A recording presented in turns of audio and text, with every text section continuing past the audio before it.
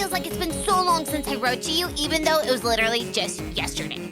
After we stopped Mooney and his gang from scaling the cool sun rock in the Cairn, the Darmanitan chased them and brought back Ringo, one of his lackeys. We interrogated him and he sang like a canary, right, Sully? Order. Okay, fine. A canary that was narcoleptic. But still, the Ninetales who was in charge told us that the rock is actually called the Radiant Stone and it's super magical, and then she gave it to us, and now Darla can talk! Tang decided to stay behind at the hot springs, though, and Sully was crying like a baby. Whew, I get it. But now it's a new day, and nothing could possibly distract us from getting to Crimini City. Let's go!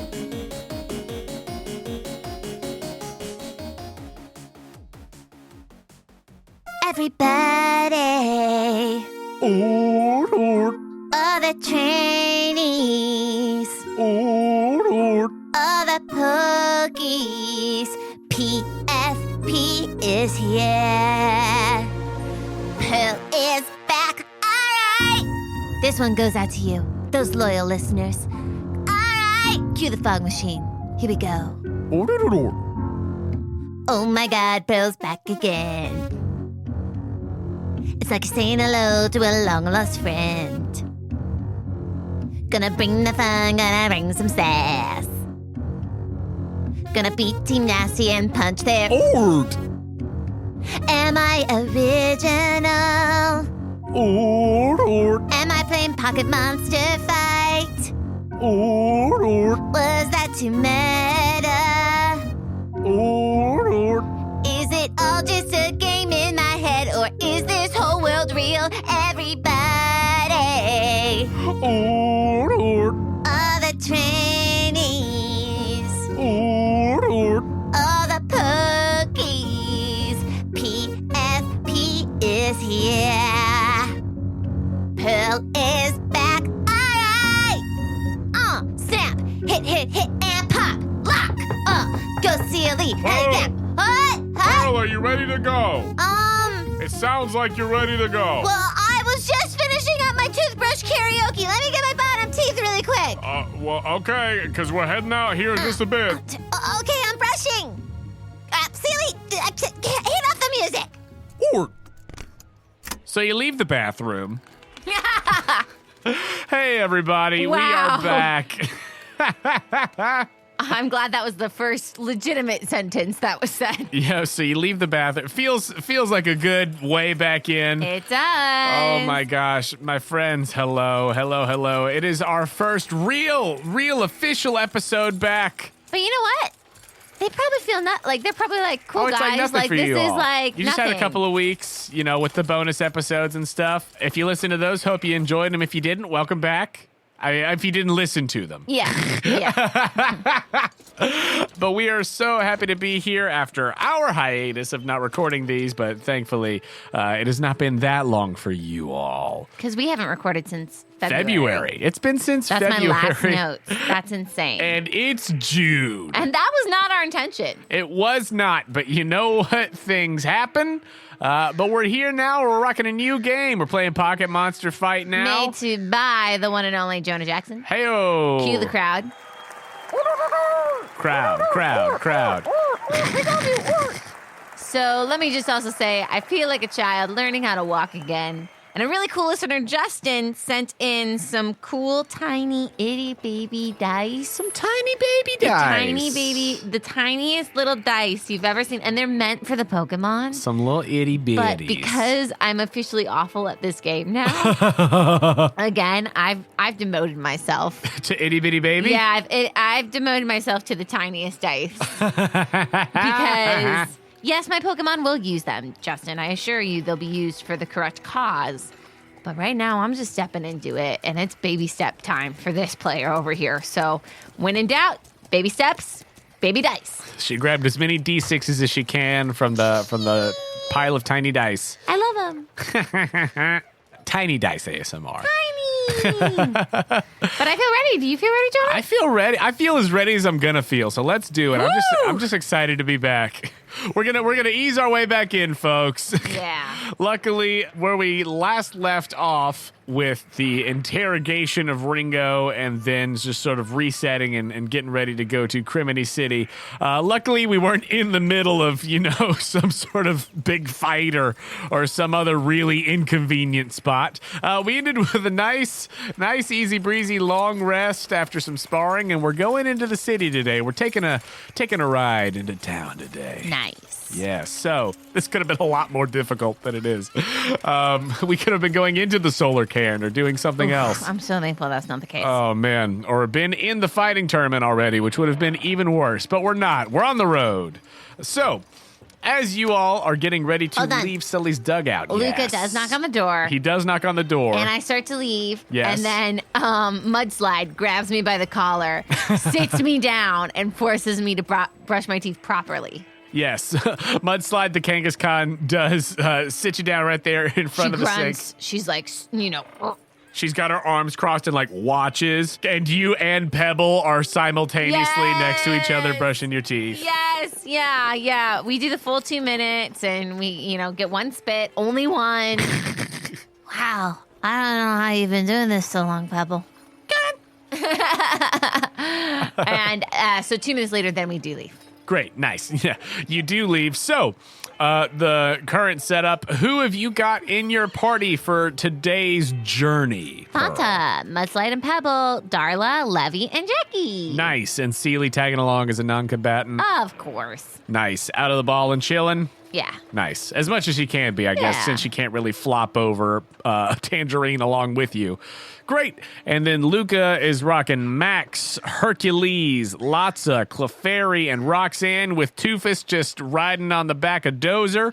And additionally, after y'all's adventure yesterday, I think that Sully was a little bit inspired seeing Luca's creative use of Rhyhorn, not typically thought of as a beast to traverse the plains atop the back of, but in order to transport your captive currently, your wanted fugitive that you're taking to town, she has withdrawn from her PC since she does not have Tang right now. From her PC full of mini Pokies from her many years of training, she's got her Pyroar with her.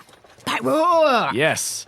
A powerful lady Pyroar who does have that long flame mane similar to Sully's big silver ponytail.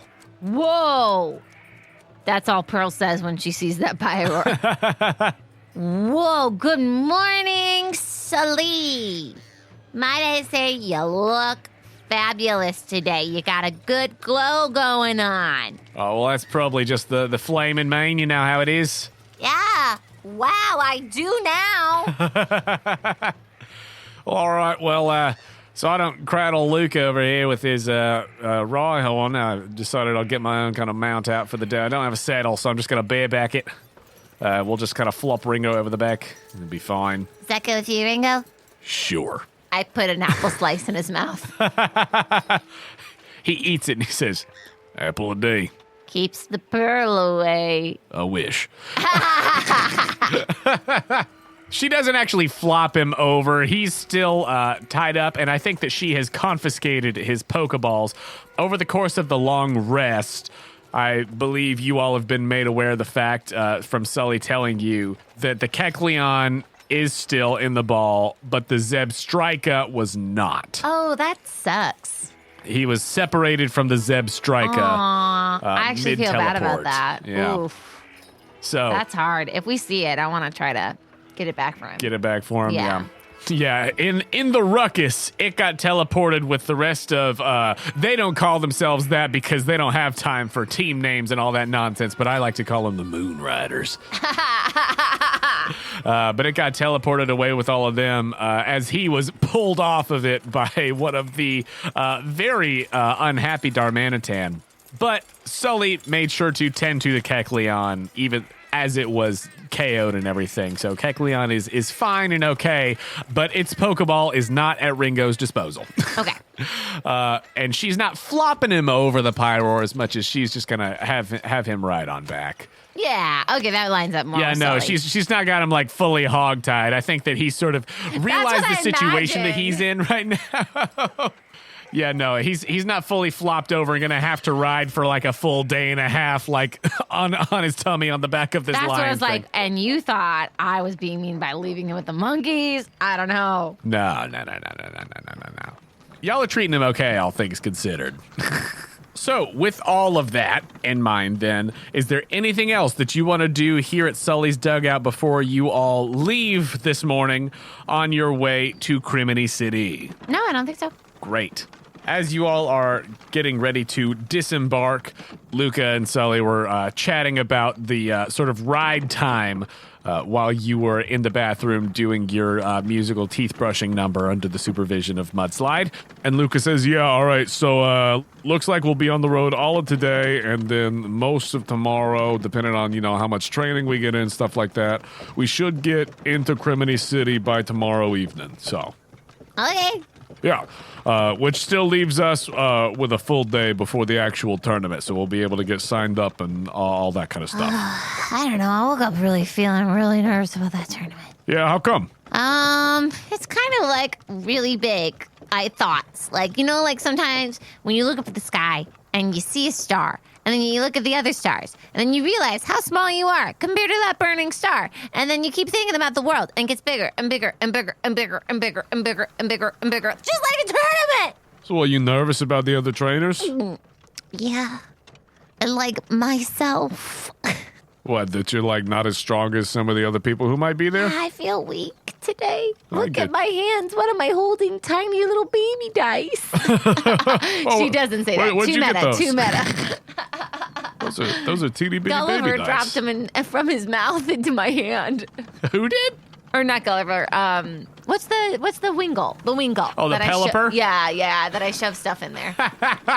We came can by. just call that one Gulliver if you want. That's fine. We'll cross the streams a little bit. Oh, that is funny. You know why I was thinking that now. That's really, really funny. Yeah, no, Gulliver the Pelipper just dropped off a bunch of tiny dice, begrudgingly. Gave me a slap in the face, too. Really shook my confidence. It's fine, Luca. It's fine. Let's ride. I think once we get out there, start doing our thing.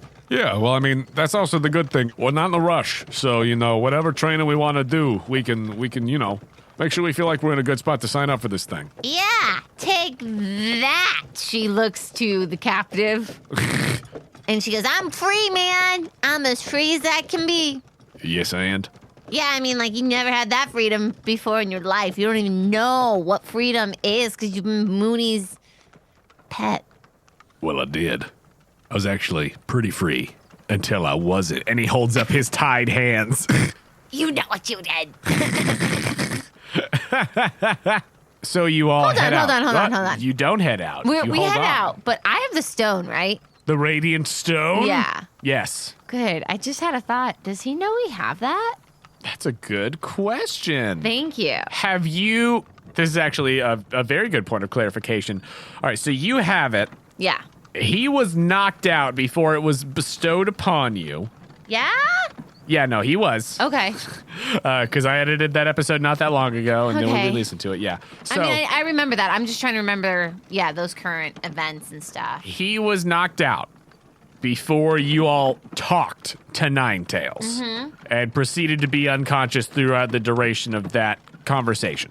It wasn't until y'all were back, like, on the way to Sully's that he was back up and everything. So unless you have taken it out of your bag or brought it up in conversation, I would say that Ringo does not know that you have the Radiant Stone in your possession. Cool. Then I'm gonna say that I haven't done that. Cool. But I would like to make a perception check on him. On Ringo? Yeah. What are you trying to figure out about Ringo? And I'll tell you which of the Pocket Monster Fight basic moves to use. I'm trying to figure out if he's gonna try anything funny, like try to break out, try to steal from us. Would Like, you what say is that his you level are? of I'm gonna mess with you guys? Would you say that you are going to attempt to? I don't know. Perceive motive. Yeah, that's exactly right. I couldn't have said it better. Perfect.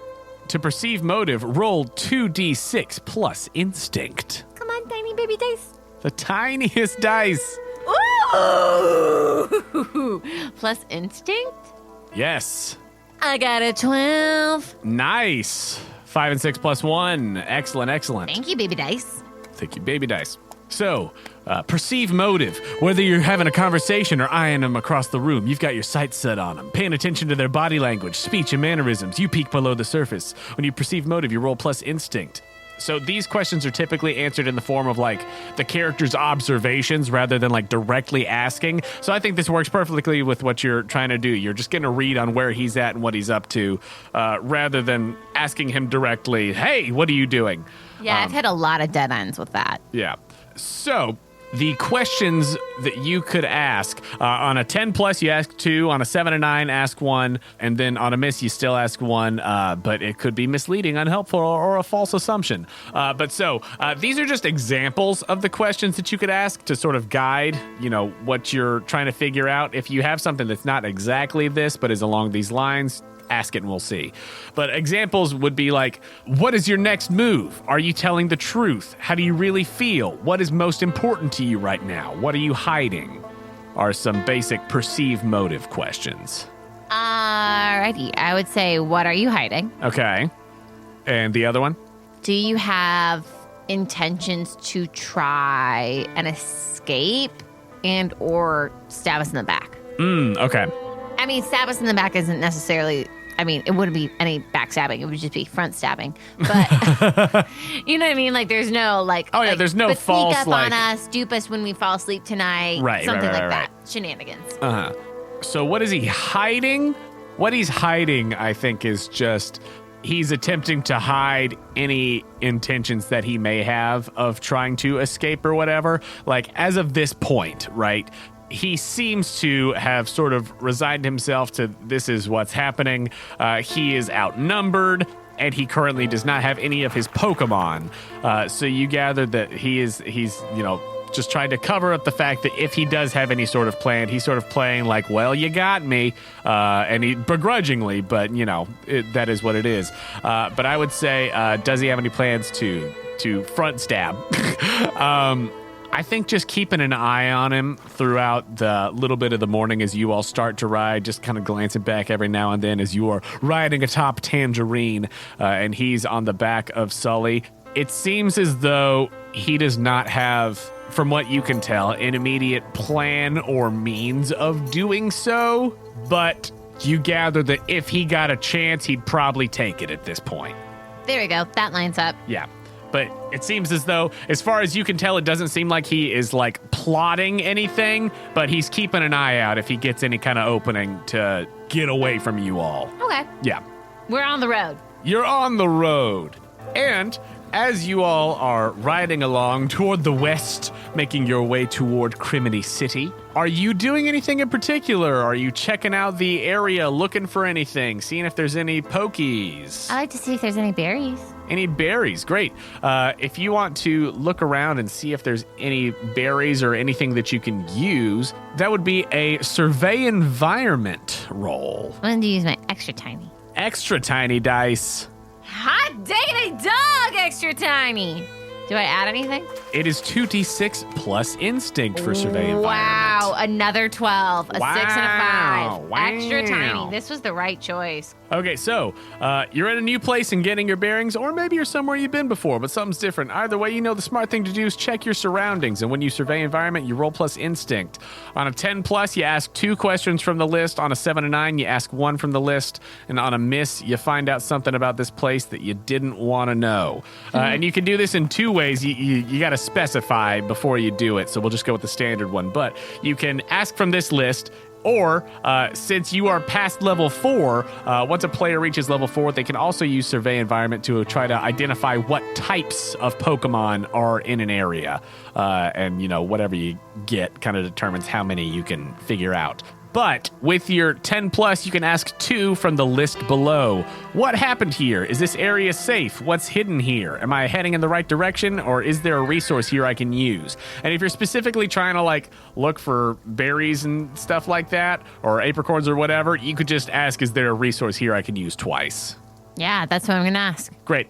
Looking around, you see that there are a couple of trees as you are making your way along the path. Well, not really along the path, just across the plains, making your way just westward throughout the early morning here and heading into the early afternoon. As you're going along, you do find a berry tree. Holla. You find a rost berry, and then you also find an apricorn tree. Oh, nice. And you do find a black apricorn, a gnarled black apricorn tree out here in the plains. But those are the resources that you accumulate throughout the morning portion of y'all's ride. Aside from that, it's been pretty uneventful up to this point. With as large of a crew as y'all are riding with, there's not a ton of wild Pokemon that are actively choosing to step to you. But if you would like to look around and see if there's any that you could find to try to battle with, you could do so. Yeah, I'll have Jackie be active, and if there's something that looks extremely weak, we'll go for it. Are you looking to, train Jackie, trying to get some experience for Jackie? Yeah. Cool. All right, so you have Jackie, and Luca's gonna just have lots of out. Bear squad, bear babes, so y'all can both look around and see if there are any interesting Pokemon as y'all are riding along through the southern Potostroma Plains here, making your way westward. So, would you like to try to figure out any specific types that are in the area by surveying the environment, or you just want to look for it and see what happens? Look for it, see what happens. Great. So, for those of you thinking about running your own Pocket Monster Fight game at home, depending on sort of how many different options you want to have for wild Pokemon, or if you want to have something be particularly rare, I suggest either having your players roll 2d6 or 3d6 for your roll charts. I'm going 3d6 because I like throwing rare things on the top end. So, Sarah, will you please roll 3d6 for yourself? Gladly. 3 mini D6. 3 tiny d6s. Oh, wow, they're all 4. Oh, okay, so 12 for you. Mm-hmm. Great, and then will you roll 3d6 for Luca as well? Oh, wow, okay. 12. Great, 2 12s. He got a 5, a 4, a 3.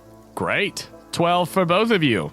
I hope that 12, I would have gone with something chiller. Well, it's 12 out of 18, so it's not... Okay, great. That actually works out perfectly for where y'all are at and who you're training, because as you are making your way through the Potostroma Plains, you see a Buffalant and a Tauros. Cool. Go ahead and roll initiative.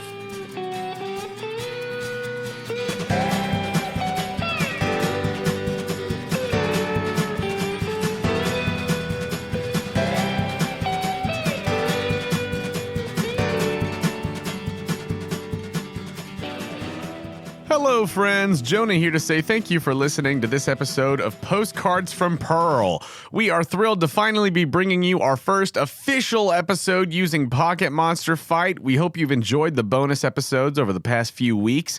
At the time of this episode's release, we've already recorded all the way up to episode 78, which is super exciting. There's a lot of awesome stuff coming up.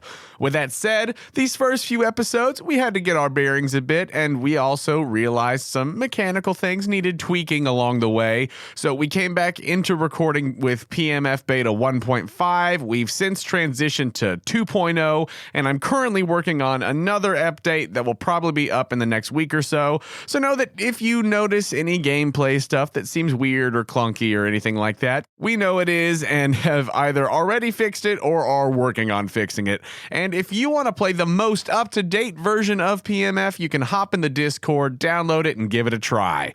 I've got a reminder here. This is the last call for question and voice message submissions for Mordecai's Mailbox, our Patreon Q&A series, which is available for patrons of all levels. We're covering a lot of episodes all the way from number 45, Personal Day, to 71, a good old-fashioned interrogation. We've gotten a bunch of great questions already. We've gotten some fun voicemails, but we would like even more. And if you would like to submit questions for the Q&A, you could do so by tweeting at us, posting in the Discord, sending us an email, or sending us those voice recordings. We have been prioritizing building our backlog of PFP episodes while we've had some extra time, so you lucky ducks got some extra time yourself to submit all of those. But the for real deadline to send that stuff in is the end of this weekend, so make sure to send us those questions ASAP. Don't miss your chance. Don't throw away your shot. I'd like to take a moment to tell you about our fabulous partner, Dice Envy. This week, check out their whole collection of Cyberpunk's dice. They've got the original Edge Boss and Red Run, but they've also added a lot more of these combination metal and enamel dice sets, and they're all so dang cool. If you're looking to add to your dice hoard, you can get 10% off of your purchase at Dice Envy by going to diceenvy.com/questco or by using the promo code QuestCo at checkout. That's QUESTCO for 10% off of your entire order. If you're a fan of what we do here on Quest Company Jr. and you would like to give us a boost, please go over to our page on the Apple Podcasts app or wherever you listen to your podcast and leave us a rating and review. We really want to continue increasing our visibility and reaching new people with this podcast, especially now that we're playing a brand new game. And you leaving us a nice rating and review is a big and easy way that you can help us do just that. And if you really love what we do here at Quest Company Jr. and you would like to take that next step in supporting us, please consider becoming a Patreon subscriber. For as little as $2 a month, you can help us with necessary expenses, help us continue to improve the quality of the show, and get access to exclusive content like our Q&A episodes and patron rewards like real postcards from Pearl. We'll actually be sending out the latest round of those in the next week or so. Huge shout out and thank you to our newest patrons, MB, Kyle, and Scott. Thank you so much for supporting the show and for contributing directly to the work that we're doing on and off mic, which includes making this new game. If you'd like to give us that support, you could do so at patreon.com/questcompanypodcast. You can find the link to the Patreon on our website, questcompanyjr.com. And if you'd like to contact us, you could do so directly through our website or by finding us on Instagram and Twitter at QuestCoJr. You can also come hang out with us in the Discord. The link to that's on our website and Twitter.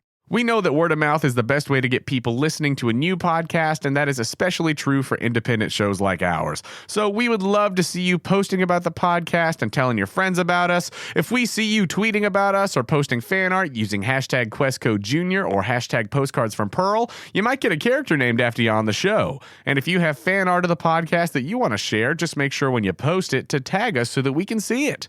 And speaking of fan art, we've gotten some more awesome art sent to us since our last episode. Thank you to Fisher Peach at Peach Doodles over on Twitter for an amazing piece featuring Pearl and Seely face-to-face with Giratina. If you haven't seen that, go check out our Instagram and Twitter where we'll be sharing it, or on the fan art page of the website where we've got a gallery of all the art that fans have sent us.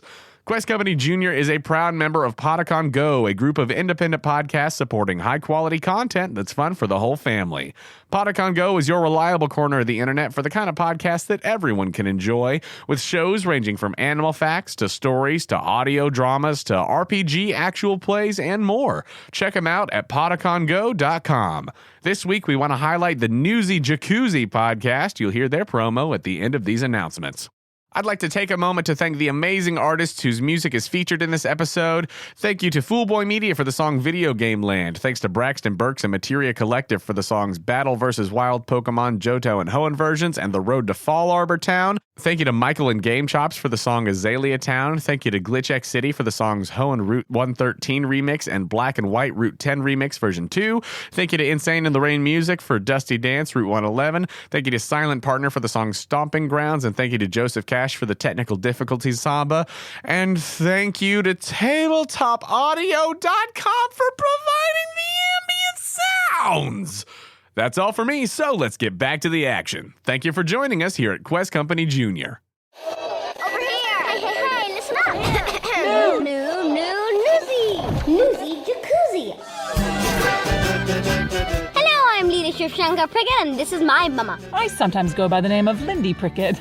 And we produce a children's news podcast called Newsy Jacuzzi. It's world news aimed at children between 8 and 12 years old, but we found a lot of adults like it too. We cover art, culture, and entertainment, sports, and the world of WoW. Which is? Science! And by science, we mean up in space, down in the sea, animals roaming the earth. With faces on their butts. If you're a cow in Botswana, Africa, perhaps. Yes, we did that story. And the heroic rat sniffing out explosives in Cambodia. And the explosive fly trap in France. And the blue lobster found at a Red Lobster restaurant. And tech, gadgets, games, 3D dinosaurs, taste pops, you name it, we cover it. It's a whirlpool of news and information. Come on, take a dip in the Newsy Jacuzzi.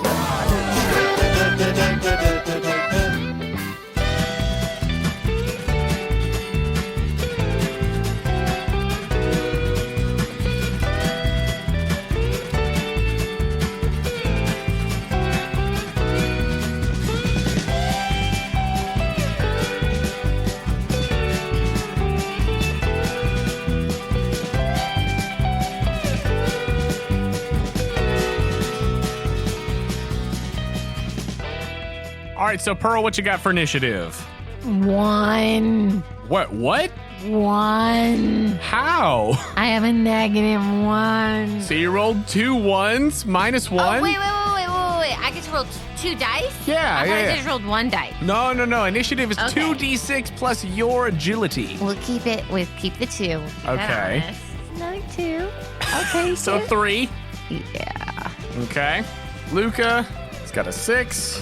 The Tauros, oh gosh, a natural 12. Ma! And a 5 for the Bouffalante. So it's going to be Tauros, Luca, Bouffalante, and then Pearl. Yeah, that sure lines up. Look at this. Is kind of what I was talking. Poof. Dunk. Kind of what I was talking about earlier. Great. So on the Tauros' turn, it is going to charge toward Lotsa as the Bouffalante eyes Jackie. You all made your way, I think, probably off of your mounts to go look around a little bit. And so you all just walking have come across these large bovine Pokemon who, seeing you, have just made a beeline towards you and your Pokies. And the Tauros is going to, as it rushes towards Lotsa, attempt to use Horn Attack. And with a 9, that is going to be a mixed success. So it is only going to roll the 2d6, not adding its attack. So with the 2d6, that is going to be 8 minus Lotsa's defense of 3, 5, but also because she's fluffy, reduced again. So it's only 3 points of damage from the Horn Attack. So it charges and tries to, do the bull thing where it goes to gore with the horns, but she is a stuffed animal. So it does not end up being as effective as the Tauros would have hoped. That is then going to take us to Luca's turn, as Lotsa is going to use one of her new moves. She's going to go for a Force Palm. Very cool. That is going to be 6 plus 3, 9, so a mixed success. And she's using it in melee range. As a mixed success, she's just going to roll the dice damage, which is going to be 6. Oh, gosh. Minus sizable defense from the Tauros. So that's 1 doubled to 2 points of super effective fighting damage. As Lotsa, being fluffy, is a 2-sided coin. But that is her turn, as she is up close now, which is then going to bring us to the Bouffalante, who is also going to charge Jackie and similarly going to try for a Horn Attack. You wish. That is a 13 total, so a full success. With max damage. So that is going to be 18 minus Jackie's defense, so 14 points of normal damage. Oh, yeah. That was what I was talking about, Luca. And I need for Jackie to tough it out plus might. Oh, man. 5. 5. Ooh, a failure. She gets knocked down, which is going to give the Bouffalante advantage on its next attack unless she goes to, try to get up and get out of there. But that then takes us to your turn, Pearl. Is getting up an action? No, that would just use your movement. Part of your I'll movement get up. to get up. Great. That's fine. Karate chop. Great. Go to roll the hit with Karate Chop. 2d6 plus might. 9. Great. 9 is going to be a mixed success. So go ahead and roll the damage for that Karate Chop, which is 2d6. 7. Minus its defense, that is going to be 2 double to 4 super effective points of fighting damage. And then 4. Oh, man. They have good defenses. Would you like to do any extra actions or anything like that, or is that at the end of your turn? That's it. Cool. All right, then back up to the Tauros. 8 to try to use Stomp against Lotsa, and is going to hit, dealing 7 halved because she's fluffy. 4 points of damage. And then on Lotsa's turn, she goes to try another Force Palm, as she's just right up there under it, trying to uppercut and punch in there. And that is going to be a 12 total. So she's going to add her attack now. After factoring stats, 9 double to 18 points of damage to the Tauros. Oh, wait, that's good. Yeah. Good, because it's to the Tauros. Oh, cool. Yes. So she punches up. And that is going to then take us over to the Bouffalant, who also seems as though they're pretty in sync. Is going to try to stomp down on Jackie. That is a 9 plus 2, 11. So that is going to be 7 points of normal damage to Jackie. And then we are back to Jackie's turn.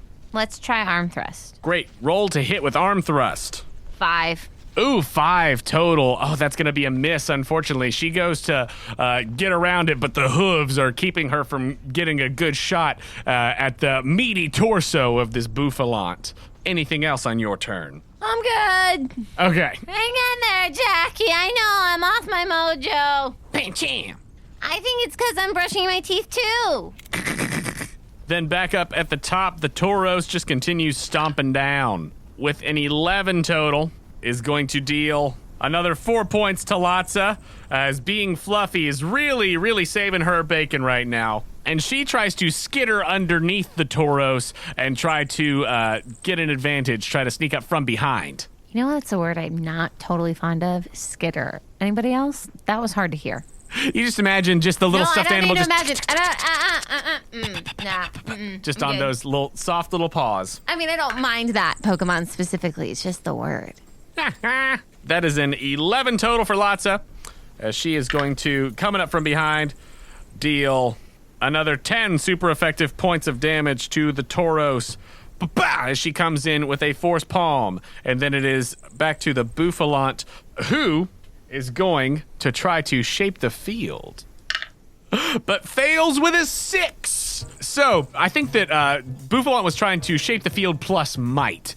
So I think that by trying to just cause a ruckus, kick up some dust and stuff like that to give an advantage to itself and the Tauros, was trying to do so, but with a failure, does not get to add any tags to the field, but rather you and Luca now get to add 2 tags to the field. So you can pick from the might list what you would like to add. I'll let you pick one and Luca can pick one for y'all's side. When an opponent is within your melee range or starts their turn there, they got to tough it out plus might or take 1d6 damage of your type on a failure or half as much on a success.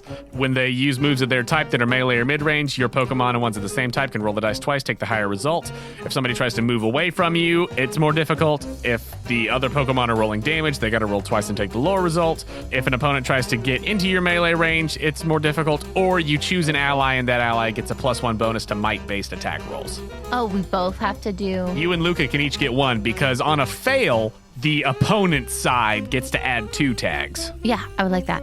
Great. So you and Luca are both adding M1. Whenever an opponent gets within your Pokemon's melee range or starts their turn within that range, they got to tough it out plus might or take 1d6 damage of your primary type on a failure, half as much on a success. Cool beans. How does that look? Like, what do Jackie and Latza do to shape the field in that way? Is it just they keep on putting themselves in more ideal positions to try to get little, like, sucker punches in while the large bovine Pokemon are not paying attention? What are they doing to gain this advantage as the Bouffalant has been stomping around trying to make things work in their favor, but it has not happened? Can Pearl do it? Yeah. Okay, Pearl, saying like, oh gosh, I still just feel so weird, gets an electronic coffee grinder out and starts to grind coffee to make a, I think this is a problem. And the coffee grinder scares the Pokies to stay there and sit like they're like, whoa, whoever these people are, they're really strong. So you're doing like the opposite of a City Slickers. Exactly. You do. I love it. Thank you. And if you haven't seen that scene from that movie, please do. It's one of my faves. It is a great scene. Great movie. All right, that is then going to take us to your turn, Pearl, as the Bouffalant done messed up. I want to try an arm thrust again. Great. Go ahead and roll to hit with arm thrust. All right, tiny tinies. Did me right. 11. Great. 11, a full success. So your arm thrust does hit. So go ahead and roll that damage, and you do get to add your attack now. Ha ha ha ha. 4. And then can I go again? Great. So 4 plus, what is Jackie's attack? 8. Great. Okay, 8. Yeah, 8. So minus defense, that's going to be 3 double to 6 points of super effective damage, and then roll a d6. If it's 4 or higher, you get to go again. 2. 2. So she just gets the 1 in. Cool beans, cool beans. That is your turn as Jackie's just maneuvering around as the Bouffalant is distressed by the coffee grinder. It is then Tauros' turn, who starts off having to tough it out plus might and succeeds with a 12 total. So Stuffle does not get an extra hit in. And then it does fail on its attempt to do a horn attack with a 3 and a 1. So that is only a 6 total. Does not manage to horn attack Latza. But then Latza is going to shape the field, again, trying to grant a advantage to Jackie. And that is 6 plus 1, and then plus 3, a full success. Since on a success, you can add 2 to your side. She got a full success, but she doesn't actually want to get rid of the ones that y'all have because that extra fighting damage for free is nice. So instead, she's just going to add 1 to y'all's side, but she's going to add M6. And Jackie is going to get a plus 1 to might-based attack rolls moving forward for the next few rounds.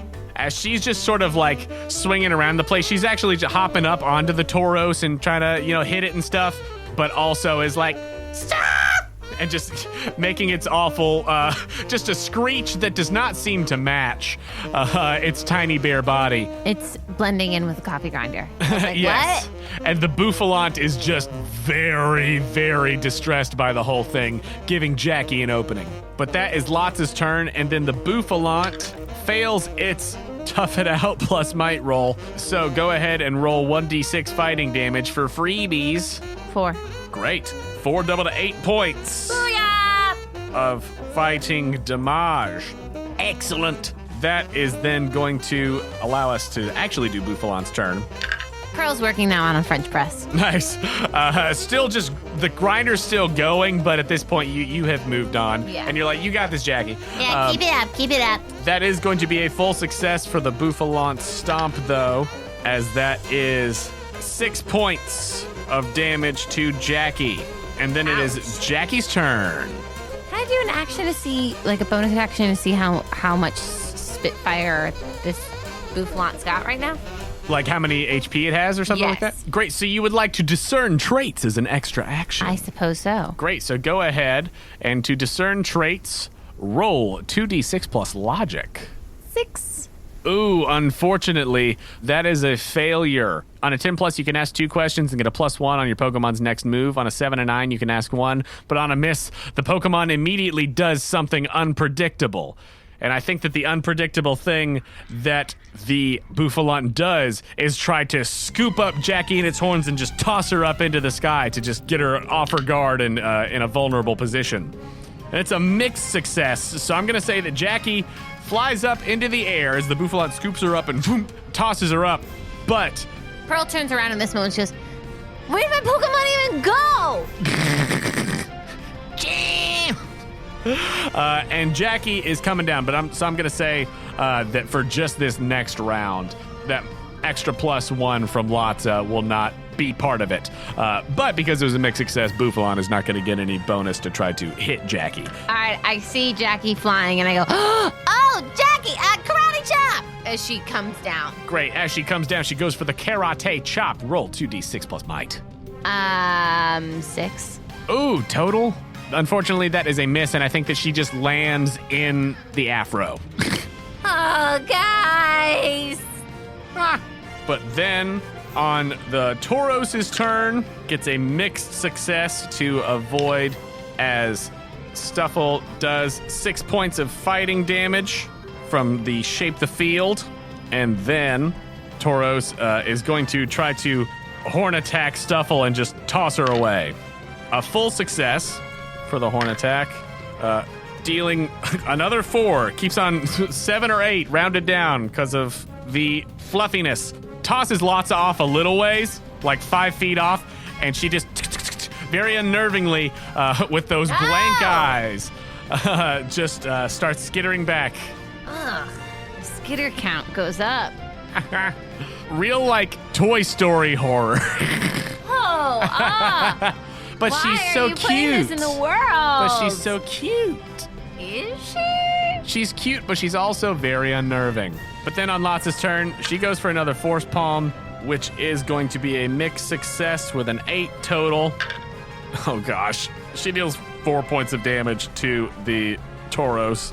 And then the Buffalant is going to attempt to buck this Pancham off of its afro, because how dare you?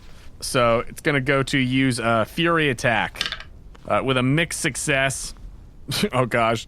Dealing 1 point of normal damage and only hitting once.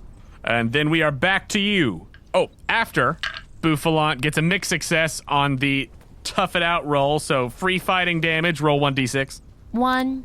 So it'll still be 2 because you get at least 1. But then on your turn. We're going to do workup.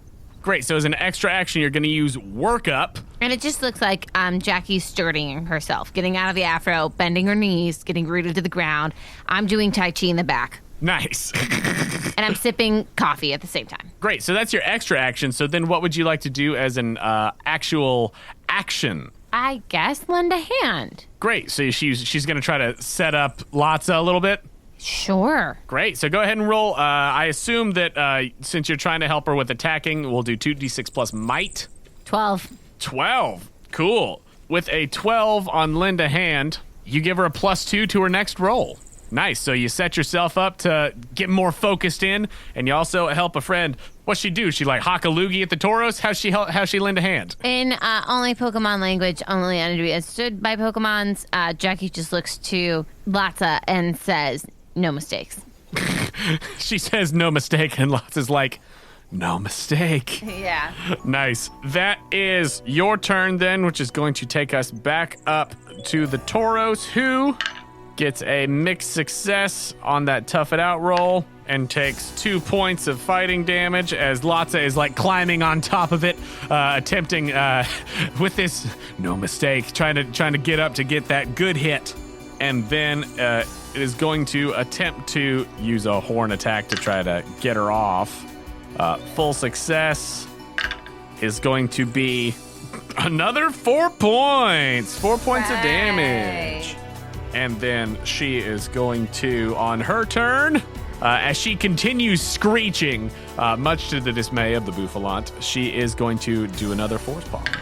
And that is going to be 11 plus your extra 2 is going to be a 13, as that is 8 double to 16 points of super effective damage, as with a big Force Palm, boom, she comes down on the Tauros as she continues her awful screech. The Buffalant gets a failure on its Tough It Out roll, so go ahead and roll 1d6 of fighting damage.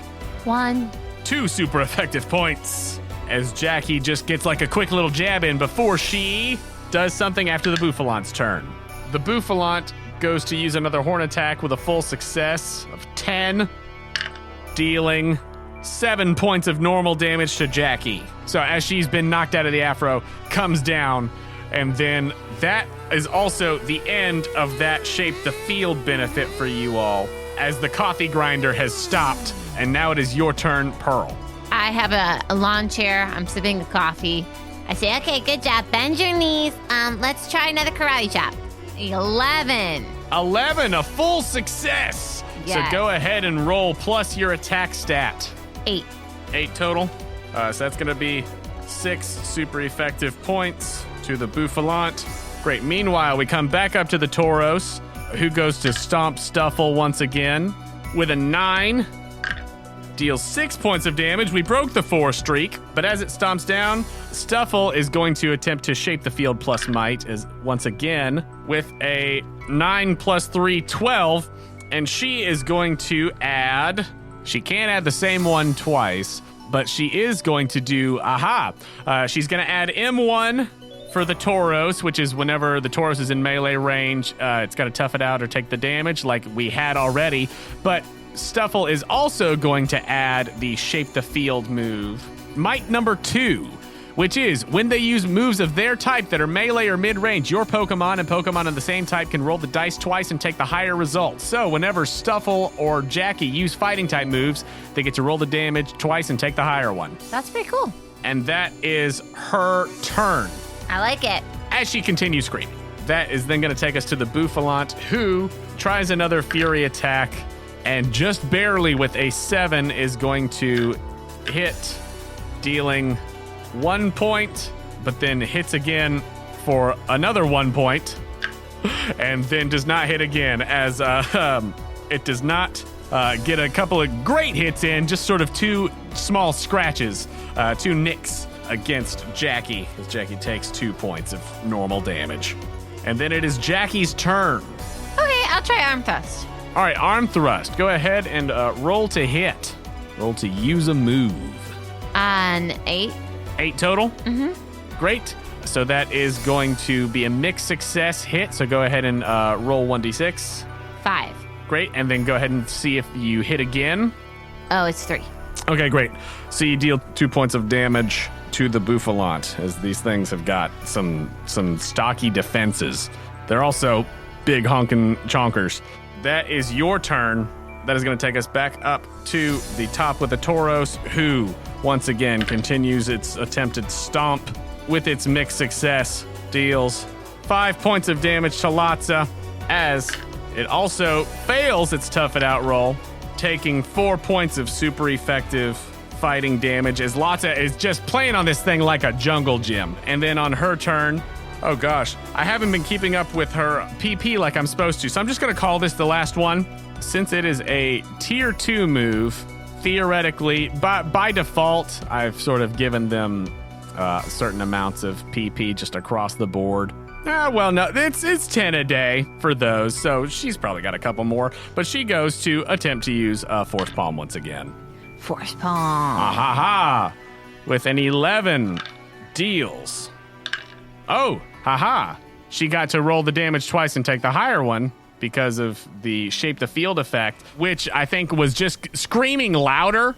And also just she has gotten to where she is on the back of the Tauros now. And although she's getting bumped around by it, moving and shaking, rodeo style, trying to get her off, by yelling like that and climbing around is how she's distracting it enough. But that is actually going to be 18 points of fighting damage. Nice. Haha. And then the Bouffalante attempts to stomp and does so with a full success against Jackie, dealing 10 points of normal damage to Jackie. And then it is Jackie's turn once again. Okay, we're going to do a karate chop. A karate chop with your +4. Thank goodness. Whoop, whoop. 15. Whoa, nice. So that is going to be the full amount of damage, dice, and your attack modifier.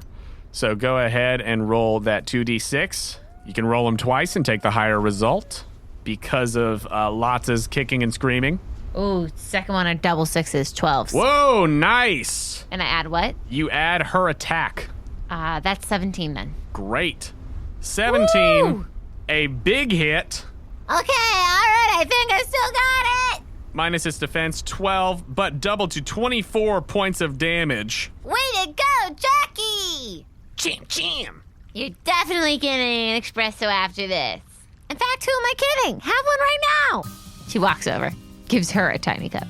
Jackie downs it as fast as humanly possible, and then I run out of the field. Yeah, the Bouffalante actually looks really bad right now. That's right. And the Tauros similarly. That is your turn, which takes us to the Tauros, who gets a mixed success to avoid the damage, so takes 4 points of fighting damage, which is enough, actually, to KO the Tauros as it was barely hanging on. With its big hunk and chunk of hit points that it had. Well played. As Stuffle just reaches down and just right center mass, she pulls out this just little stuffed palm and just boom, hits it right in some kind of pressure point, and the Tauros releases a and this time does buck her off as she falls over in the direction of Bouffalante as the Tauros runs off. It is then Lotz's turn, who, as that has happened, is going to continue trying to shape the field by becoming a nuisance to the Bouffalante now. She just comes to try and give it a big hug to get it in its way so that Jackie can get an opening.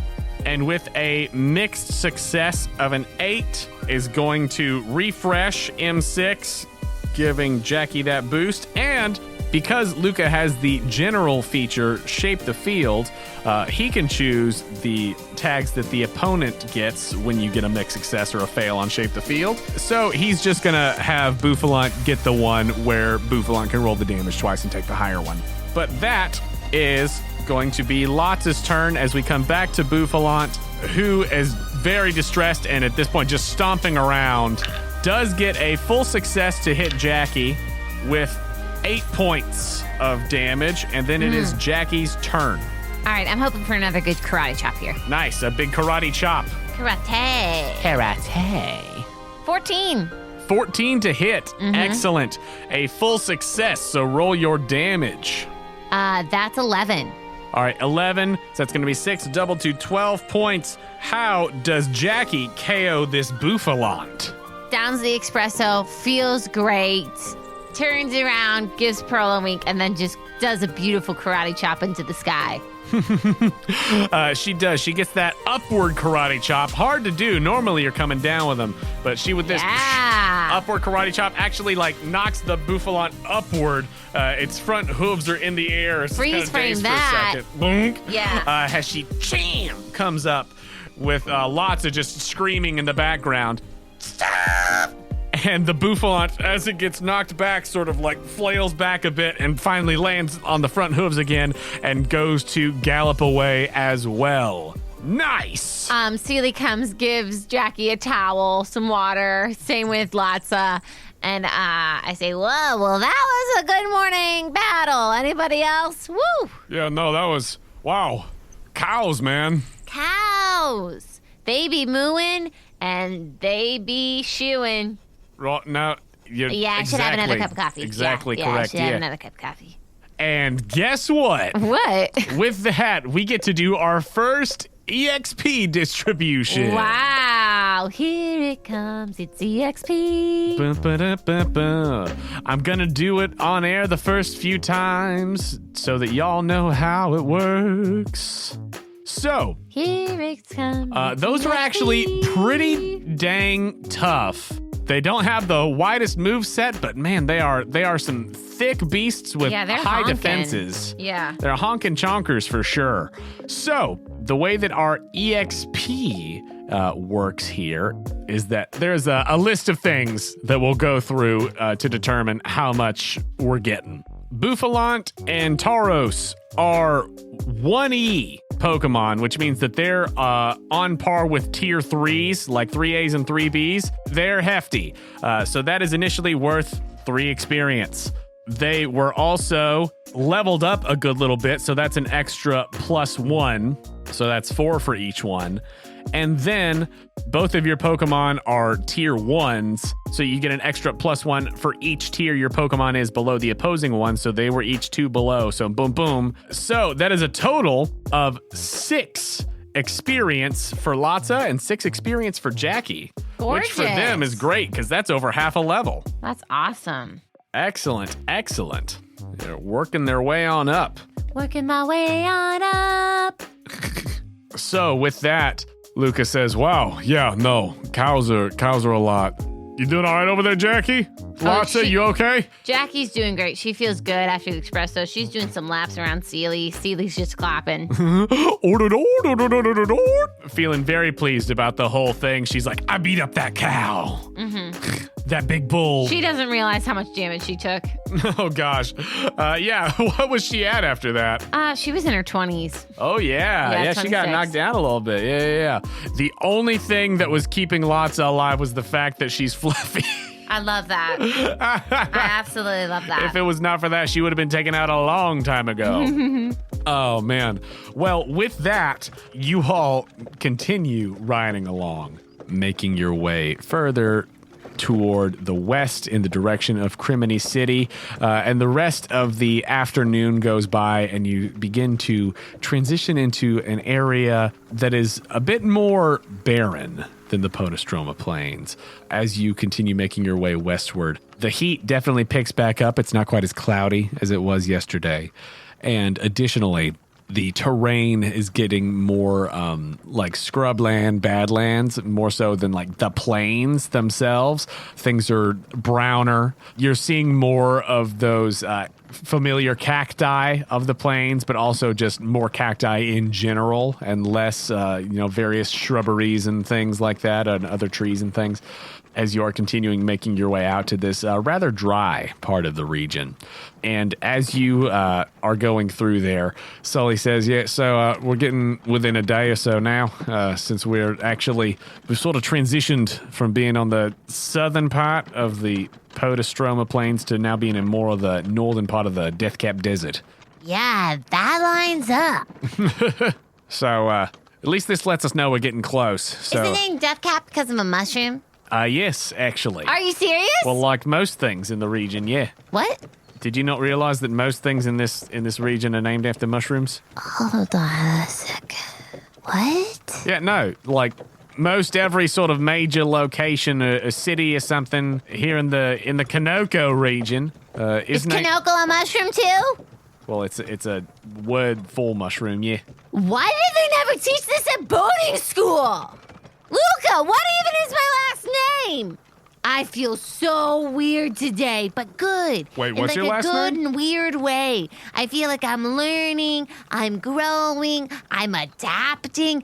This whole place, we're living in one big mushroom. Yeah, it's like some sort of like mushroom kingdom almost. Nah, region, That's I too far, guess. that's No, too that's far. too far. Yeah, No way. That's that. Forget I ever said it. Crazy Forget I ever talk, said crazy it. talk. No. But yeah, no, it's mostly mushroom themed. Real talk, though, for a second. I did have a similar moment to this in my own life the other day. And I knew that, for the record, I did know that this was a mushroom theme, and I've always loved it. But I do think someone can go through their life and not realize things like this. 1,000%. 1,000%. Would you like to share your example? I'm kind of so embarrassed that I don't want to share it, but I will. Okay, so guys, Florida.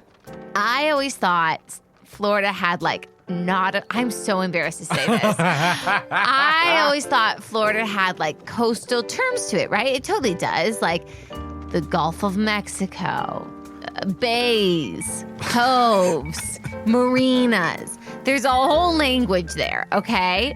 Intriguing, right? I'm playing a character on a cruise ship.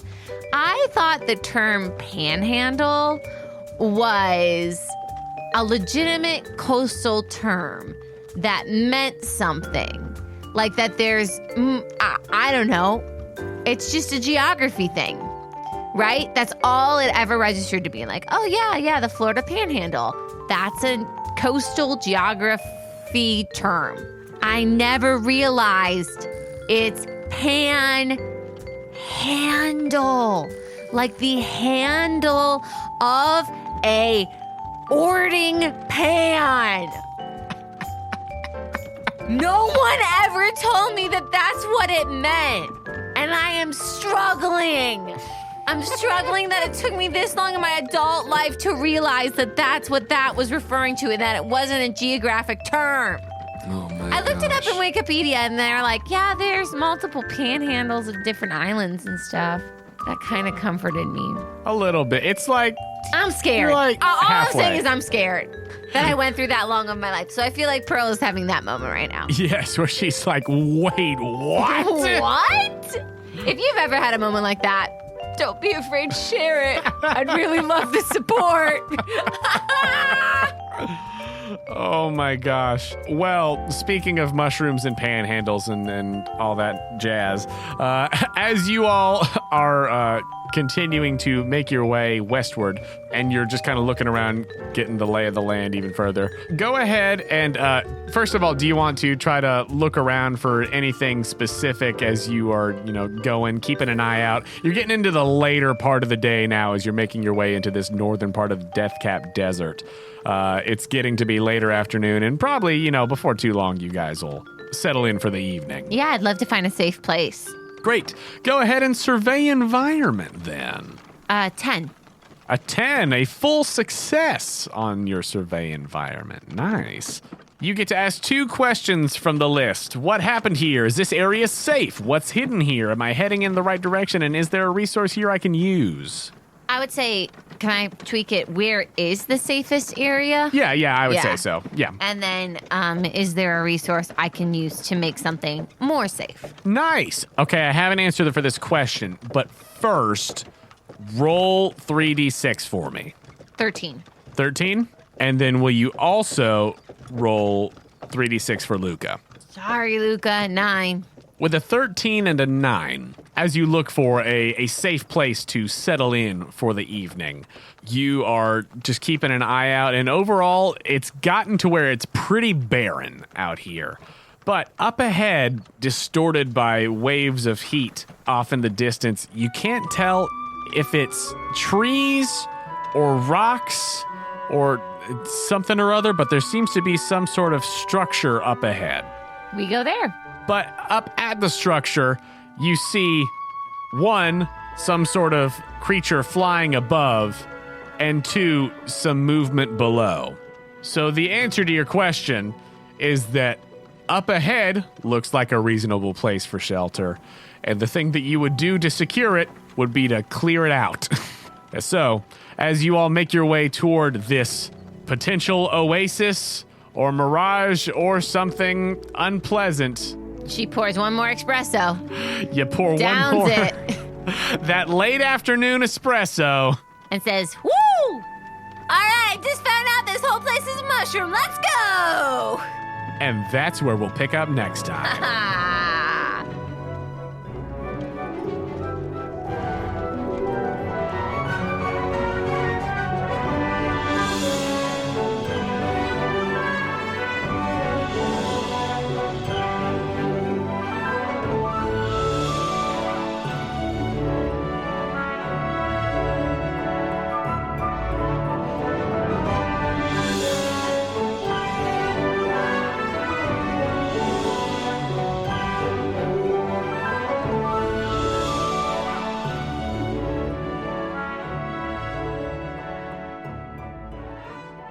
Also, Justin, thank you for the tiny dice. I promise I won't hoard them all, and I'll give them to the correct people. But today I'm using all of them.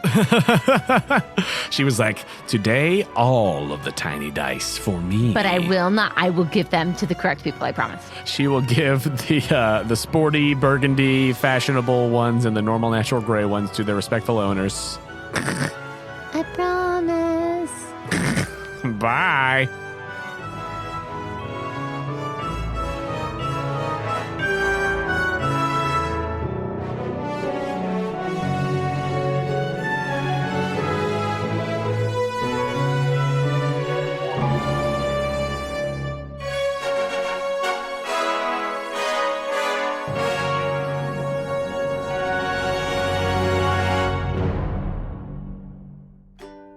Are you looking for high-quality, family-friendly podcasts? Shows that are safe for younger or more sensitive listeners? Pokémon Go is a reliable corner of the internet for the kind of podcast that everyone can enjoy. From educational programs to conversational topics and incredible storytelling and role-playing shows in a variety of styles, themes, and age groups. Pokémon Go is a group of independent podcast creators dedicated to creating high-quality programs that provide family fun for everyone. Visit PokémonGo.com for an ever-growing lineup of shows, complete with descriptions and ways you can listen. Connect with the Pokémon Go family-friendly podcast network on Facebook and Twitter. PODICON Go. It's podcast fun for everyone. Pokémon Go. Thank you for listening to Postcards from Poor and Quest Company Jr.